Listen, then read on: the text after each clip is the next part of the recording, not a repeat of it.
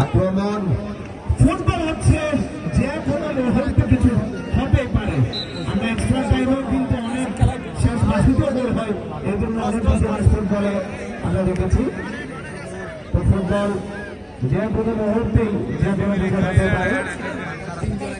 দেখা যায় রফিক দারুণ দিয়েছেন,